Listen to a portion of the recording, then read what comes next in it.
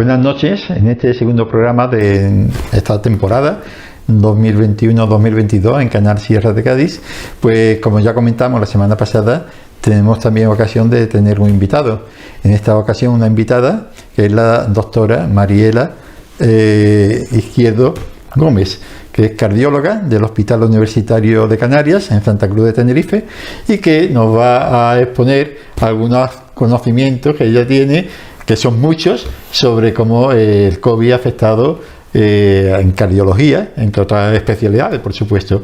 Pero en primer lugar le vamos a preguntar a la doctora Mariela que cómo es su trabajo allí en Santa Cruz, en el Hospital Universitario de Canarias, y qué actividades tiene, porque también tengo entendido que además los cardiólogos de dicho hospital también se desplazan al norte de la isla, ¿no?, para que los usuarios no tengan que desplazarse hacia el hospital y perder jornadas laborales, levantarse temprano, algo que ocurre en Ubrique, que conseguimos en nuestra lucha del Observatorio de Salud Especialistas ya, hace ya 15 años, que es 15 aniversario, para que los médicos especialistas del hospital de Villamartín viniesen a Ubrique y evitar miles de desplazamientos.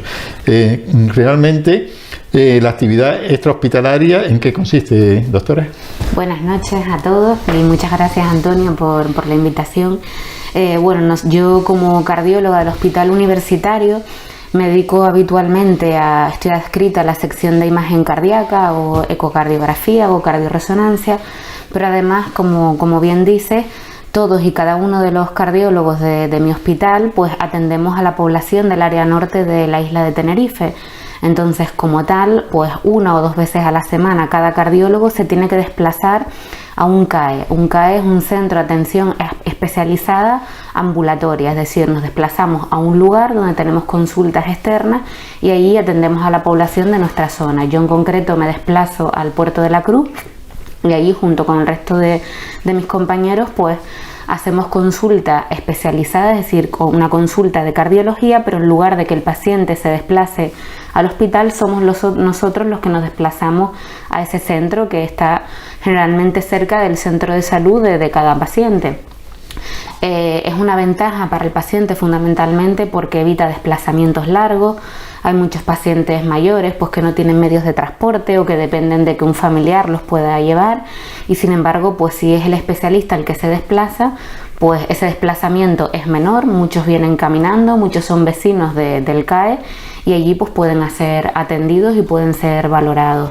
Es cierto que luego hay una serie de pruebas complementarias que se tienen que hacer en el hospital y para eso pues desgraciadamente no hay otra forma más que desplazarse al hospital, pero luego hay muchas cosas que sí se pueden hacer en un CAE y la verdad es que es una ventaja para los pacientes. Ya llevamos más de 10 años con este sistema, tenemos distintos CAEs en distintas poblaciones y eso ocurre en la isla de Tenerife, no solamente en mi hospital, sino también en el Hospital Nuestra Señora de la Candelaria, que es la que digamos atiende al área azul de la isla. Según estuvimos hablando previamente a esta grabación, parece ser que cada médico cardiólogo atiende a dos cupos, o dos zonas de salud, ¿no?, o 2 centros de salud. Aproximadamente la población que cada cardiólogo tiene a su cargo son unos 15.000, 16.000, que es más o menos las 16.000 que tenemos aquí en Ubrique. Nosotros aquí cardiología no tenemos medicina interna, traumatología, psiquiatría y rehabilitación. Esperemos conseguir alguna especialidad más, que es ginecología, hace posible también cardiología, igual que ocurre en Santa Cruz, que allí nos llevan ventaja. Nosotros lo copiamos de otras localidades y nos parece una iniciativa que yo creo que beneficia a los 3 pilares de la sanidad: por una parte usuarios, por otra profesionales y por otra administración sanitaria. No sé qué opinión tiene a este respecto. Sí, efectivamente, yo creo que tiene varias ventajas, no solamente el evitar el desplazamiento, sino que el hecho de que un cardiólogo en concreto pues atienda a una determinada población. Yo a mi cargo, por ejemplo, tengo 2 centros de salud, con lo cual solamente recibo pacientes de un determinado número de médicos de familia, con lo cual pues eso facilita la comunicación entre nosotros. Nosotros nos comunicamos mediante interconsultas virtuales, que sería una especie de email, por decirlo de alguna forma, donde ellos me escriben, yo les respondo y podemos mantener una comunicación fluida, incluso evitar en ocasiones que el paciente sea valorado en una consulta, porque el médico de familia me puede a mí pues plantear una serie de dudas, pues con un electro, con una prueba complementaria o con una serie de síntomas, y luego yo pues valoro esa esa interconsulta y puedo pues decidir si es necesario que el paciente venga a la consulta o bien puedo darle alguna indicación al médico de familia para, digamos, empezar o iniciar un tratamiento que superviso yo de esa manera.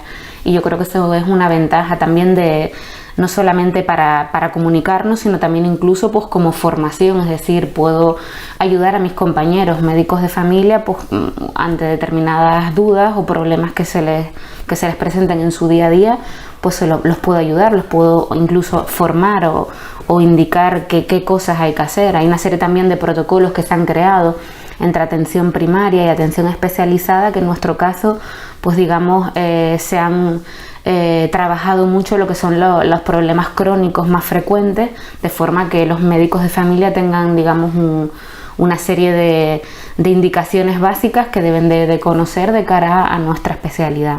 Bueno, vamos a ver, entonces esto significa, por ejemplo, si yo soy médico de familia de un centro de salud, en este caso Ubrique es un centro de salud bastante grande, tiene 16.500 habitantes, que son lo que suman los 2 centros de salud que usted lleva.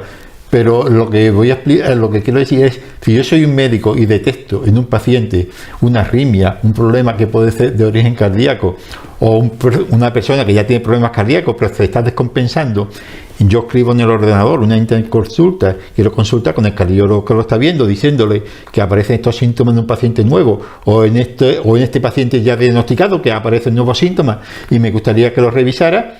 Eso significa que a lo mejor no hay tanta demora, a lo mejor 2 meses que dicen algunos, 3 meses en que lo ve un cardiólogo. ¿Cuánto tiempo tarda desde que el médico de cabecera pide esta consulta primera, el contacto para explicarle al cardiólogo? ¿Cuántas semanas tarda en que usted lo vea o cuántos días tarda en que usted tenga información y le diga que venga o empiece a pedir la analítica?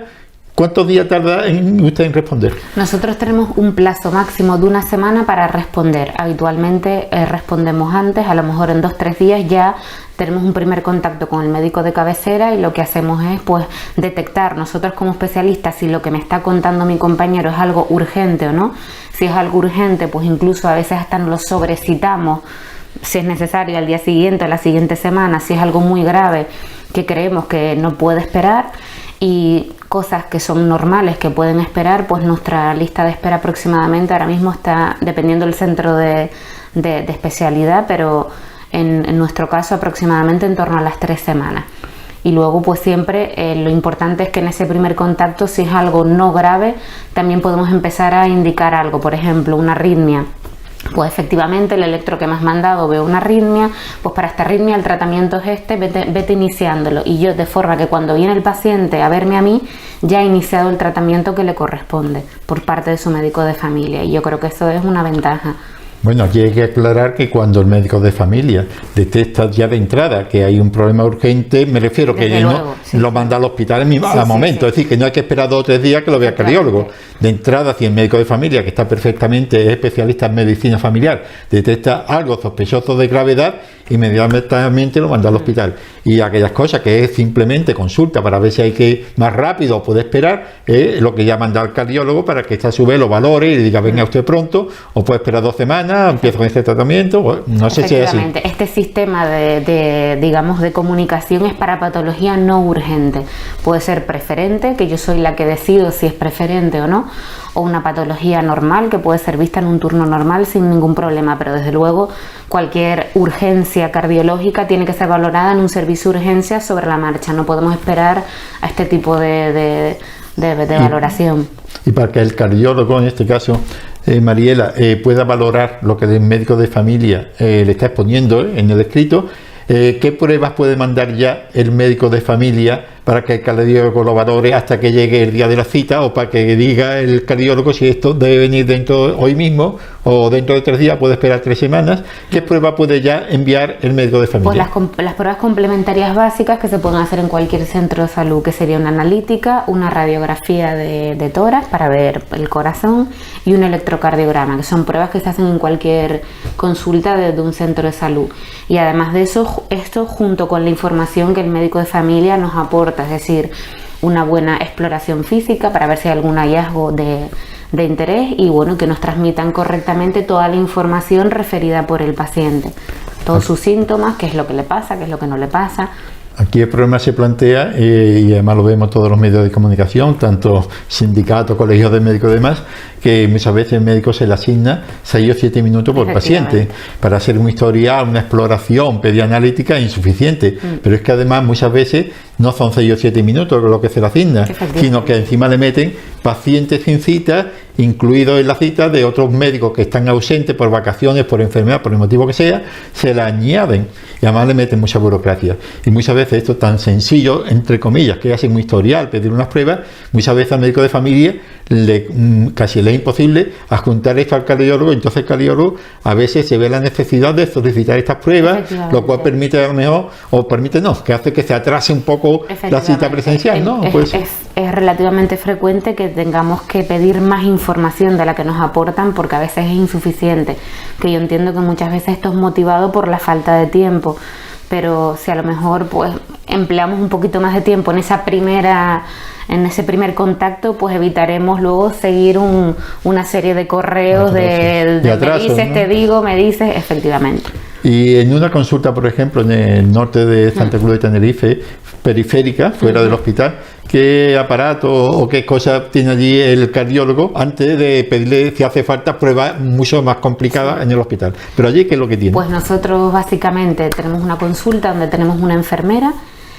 Antes de ser valorado por nosotros pasa por enfermería, se les hace un electro, se les explora, se les toman las medidas, el peso, la presión y luego pasa ya la consulta. Entonces generalmente allí pues valoramos todas las pruebas que nos aporte el paciente, que traiga a su médico de familia, se les hace a todos un electro y a casi todas las primeras visitas se les hace un ecocardiograma. Si tenemos un ecocardiógrafo allí en medio de la consulta, de forma que no tiene que desplazarse el paciente, salvo que detectamos alguna patología que es un poco pues más compleja de valorar con este tipo de aparatos que tenemos allí, que es para, digamos, distinguir si está todo bien o hay algo alterado. Y ya, bueno, si hacen falta algún otro tipo de pruebas, sí van al hospital. También en los centros de salud tenemos la posibilidad de que los pacientes se revisen los marcapasos. Van allí, la enfermera de cardiología pues pone el aparato encima le pone cerca al paciente, cerca de un aparato donde ellos pues van a ver si el marcapasos está funcionando bien o no de forma remota. Toda esa información va al hospital, donde allí los compañeros que son expertos en arritmias y los que revisan estos dispositivos pues detectan si hay alguna alteración, y si hay alguna alteración pues remiten al paciente al hospital, y si no pues el paciente se va a su casa y ya está. O sea que son varias las cosas que se pueden hacer sin que tenerse que desplazar el paciente. Estas son las actividades extrahospitalarias, fuera del hospital. Sí. Dentro del hospital, la doctora Mariela además es experta, estuvo en Chicago haciendo cursos y formación en resonancia magnética nuclear de corazón y demás, y además de las pruebas de imagen, pero también, como todos los cardiólogos, tienen que hacer guardias en la UBI, en la unidad de coronaria, y que, en fin, que es una experiencia continua de estrés, ¿no? ¿Cómo la COVID ha influido en los enfermos cardiológicos en general y qué influencia ha tenido en el hospital, en la unidad de coronaria del hospital y en el trabajo de los cardiólogos? Pues yo creo que, bueno, efectivamente la COVID pues ha afectado mundialmente a toda la población y especialmente a todo el personal sanitario. Y en mi caso, pues mi especialidad no es una especialidad que se encuentre en primera línea en la lucha contra el COVID, como otras especialidades, pero sí es cierto que nos ha afectado de varias formas.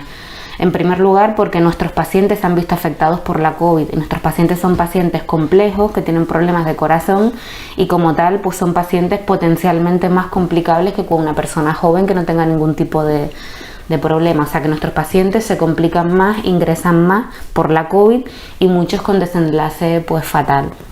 En segundo lugar, pues el hecho de que otras áreas del hospital estén saturadas y masificadas por la COVID, pues ha hecho que muchas veces nuestro trocito de hospital, o sea, nuestro servicio o nuestras camas de hospital, pues a veces se ven ocupadas por otro tipo de patologías porque ahora mismo el hospital está lleno. Entonces a veces pues los pacientes permanecen varios días a la espera de tener una cama de ingreso. Y luego pues otra serie de cosas es que como la COVID está circulando, pues nosotros también estamos más expuestos a enfermarnos, a contagiarnos, a que se contagien nuestros pacientes nosotros. Eso implica bajas, implica aislamientos dentro del personal sanitario. con lo cual pues significa más sobrecarga del trabajo del que no se aísla.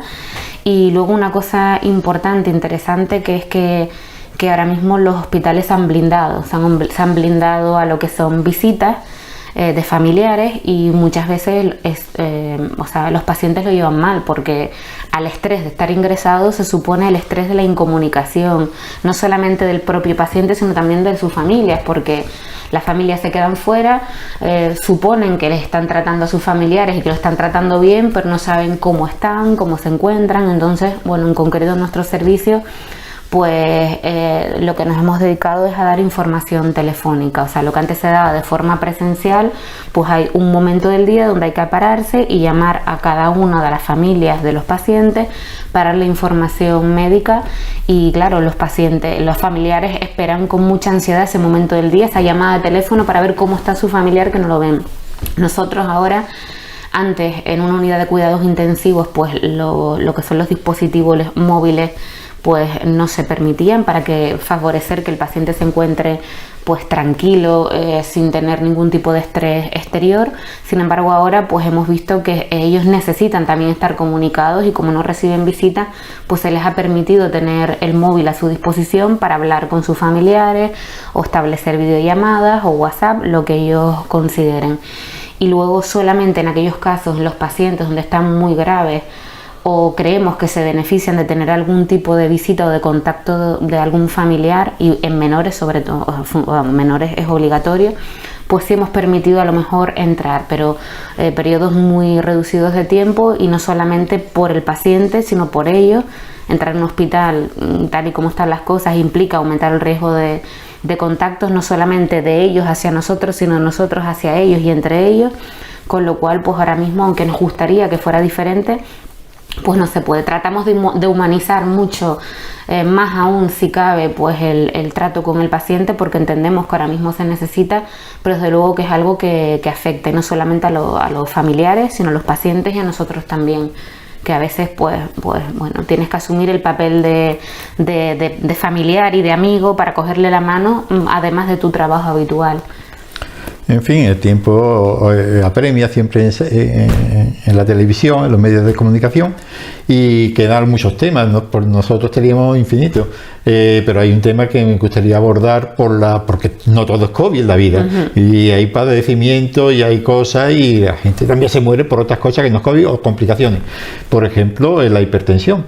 La Organización Mundial de la Salud en estos días ha estado diciendo que en las últimas décadas se ha duplicado las personas que sufren de hipertensión, con lo que con ello acarrea.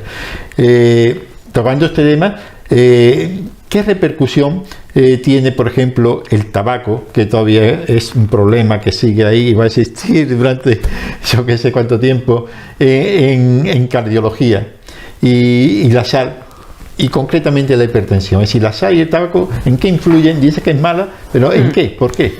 Bueno, para entenderlo tenemos que saber que el corazón es una bomba. Nuestro corazón es una bomba, que su misión es bombear la sangre del corazón hasta el resto del organismo. Es decir, ¿para qué? ¿Y para qué quiero sangre en el resto del organismo? Pues para que llegue el oxígeno y puedan funcionar todos los órganos adecuadamente.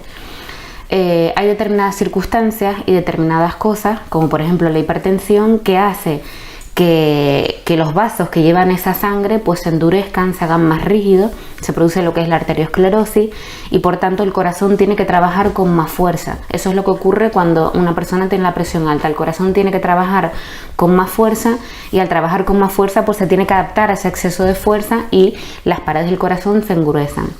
Eso a la larga pues puede traer pues efectos negativos sobre el corazón, sobre su funcionamiento, porque además necesita, además de la fuerza que necesita para trabajar, necesita también más oxígeno para trabajar, y eso a la larga pues puede traer enfermedades de corazón, insuficiencia cardíaca, isquemia, arritmias, etcétera.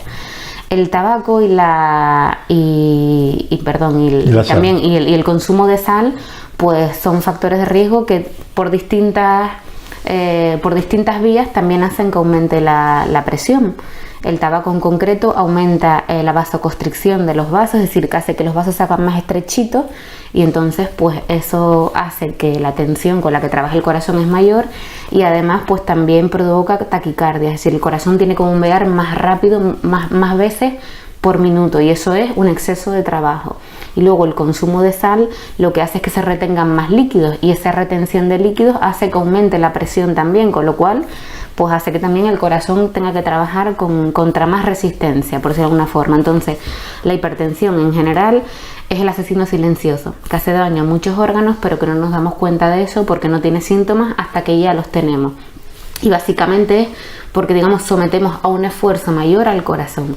Entonces, ¿usted recomienda que a partir de una cierta edad, por ejemplo, no sé, 40, 50 años, si no hay antecedentes previos, en general todo el mundo tenga su aparatito de la tensión en su casa? Eso sería lo ideal, y si no, por lo menos concertar alguna cita o en la farmacia para de forma pues periódica tomarse cada 2 meses, cada 3 meses, alguna cifra de tensión, y siempre que haya algún síntoma, pues un poco también consultar. A veces, muchas veces, la hipertensión se manifiesta con dolores de cabeza, con mareos, pues a veces personas que se quejan de dolor de cabeza, una migraña, grave, ¿eh? A lo mejor es una hipertensión, entonces pues sería... Porque normalmente la hipertensión se instaura lentamente, salvo que haya un feocromocitoma, si algún problema especial, un tumor de algún tipo, pero que eso no surge de yo estoy ahora bien y mañana soy hipertenso. No. Eso normalmente al cabo del tiempo, entonces tampoco hay que tomarse la atención 2 veces al día ni 3, en una persona normal, y cada 3 o 4 meses simplemente, porque como no da molestia en general, vamos a empezar ya y goza algún problema de otro tipo, pero no pasa nada por tomarse la atención, que es muy fácil además. Efectivamente, ¿no? Y además también decir que para hacer el diagnóstico de hipertensión, que no sirve con una cifra aislada. A lo mejor yo hoy he tenido un enfado, una discusión, me tomo la tensión, la tengo muy alta, y eso no significa que sea hipertenso o después de hacer deporte. Para eso hay que hacer un control con el médico de familia, que les explicará de las formas en las que tomarse. Hay que tener al menos 2 tomas con tensiones altas, bien tomadas, separadas, espaciadas, o sea que eso es un poco más complejo. Pero bueno, si detecto una tensión alta un día, pues a lo mejor hay que hacer un control un poquito más estrecho antes de determinar si soy hipertenso o no. Pero bueno, por lo menos que eso nos ponga en alerta. Sí, porque realmente el corazón es como un motor. Que si el motor expulsa agua de un pozo, y si la tubería es muy estrechita, pues el motor tiene que trabajar más. Llegará un momento que se quema el motor, ¿no? Se quema. Pues en vez de durar 10 años, pues dura 5 años nada más el motor. Y si falla el motor de nuestro cuerpo, pues... Efectivamente, si falla el motor, hay problema. Ya se acabó el problema, se acabó el problema. Es decir, y una cosa tan sencilla como es la sal, porque hay sal sin sodio, ¿no? Sí, hay sal sin sodio, sí. Bueno, es más saludable que la no sal retiene marina, agua, que no retiene tanto líquido. Pero bueno, hay que ver pues en cuál es cada caso. Habrá personas que no pueden tomar ni siquiera sal sin sodio, y hay pacientes a los que se les permite comer con poca sal. También depende si soy hipertenso, si no soy hipertenso, esté bien controlado o no. Pero en general siempre hay que comer sobre los osos. Todas las personas deberíamos de aprender a comer sobre los osos, sin sal, o con muy poca sal. Pero el problema es que hoy día, con los trabajos del de tantas horas, desplazamientos tan lejanos, muchas veces compramos productos en los supermercados que traen sal, ¿no? Sí, efectivamente. El queso, embutido, que eso es sal oculta, que no nos damos cuenta y ya está ahí, ¿no? Estamos poniendo sal, pero está ahí, efectivamente. Y no lo sabemos. Lo ideal sería pues que podamos cocinar alimentos saludables, no abusar de la sal, utilizar otro tipo de especias que potencian además el sabor de la comida, y muchas veces la sal enmascara el auténtico sabor de los alimentos. No es necesario poner sal para disfrutar de una ensalada, de un tomate. Es cierto que estamos acostumbrados y que nuestra cultura gastronómica nos invita a ello, pero la realidad es que podemos acostumbrarnos a comer sin sal y utilizar otro tipo de especies que también pues nos potencian todos los sabores de una forma maravillosa. Así que el tabaco y la sal son 2 potentes potenciadores de la hipertensión, pero también está el sedentarismo, ¿no? Sí, muchísimo. El sedentarismo, el sobrepeso, pues, y luego hay son personas... fáciles, que no depende de nadie, sino depende de nosotros mismos. Factores pues genéticos, predisponentes y otro tipo de cosas que nos potencian, ¿no? Pero sí es cierto que hay cosas que podemos modificar nosotros para evitar ser en un futuro hipertenso. Entonces, ¿qué recomendación para una persona ahora mismo que no es hipertensa o que ya es hipertensa, sencilla, en pocas líneas, y a partir de ahora, qué puede hacer uno para aportar, sin necesidad de pastillas o tomando pastillas, qué puede hacer uno para mejorar su tensión? Vida sana, estrés, ejercicio, controlar el estrés, vida sana, comer saludablemente y mantener mantener el peso a raya. Muy bien. Pues nada, doctora, ha sido un placer tenerle placer aquí. para mí. Una suerte, como decíamos con el doctor don Javier Rodríguez Trujillo la semana pasada, para todos los chicharreros, ¿no? Se llaman así, ¿no? Chicharreros. Los de Tenerife, en general, y las Canarias, tener a vosotros y a otros compañeros como vosotros, y solamente recordar lo que decíamos la semana pasada a todos los televidentes de Canal Sierra de Cádiz, especialmente de la Sierra de Cádiz, es que aquellas asociaciones, aquellos colectivos de la salud, de diabetes, de hipertensión o de salud mental, de Alzheimer, de fibromialgia, de lo que sea, que tenga interés en promocionar la salud, de estar informado directamente sobre sus problemas y en ayudar, aportar a las entidades locales y a la Administración General de Sanidad su colaboración a través del Observatorio de Salud, pues es relativamente fácil. Es simplemente llamar a Canal Sierra de Cádiz, al teléfono que va a salir aquí debajo, y decir: mire usted, yo soy el secretario, el presidente, o represento la asociación tal de la Sierra de Cádiz y estoy interesado en contactar con el Observatorio de Salud, y por favor, ellos les van a facilitar, el Canal Sierra les va a facilitar el número de teléfono para que lo metan en su agenda, y nosotros contactaremos con ustedes y haremos un programa en cómo colaborar con la autoridad sanitaria ahora que ya está pasando, o va a pasar dentro de un mes o 2 meses, lo más gordo de la COVID, porque estaremos ya en el 85% de vacunación, y esperemos que entre todos, las 3 patas de la salud, profesionales, autoridad sanitaria, usuarios, logremos mejorar la salud hasta el nivel que todos queremos. Buenas noches y hasta el próximo programa.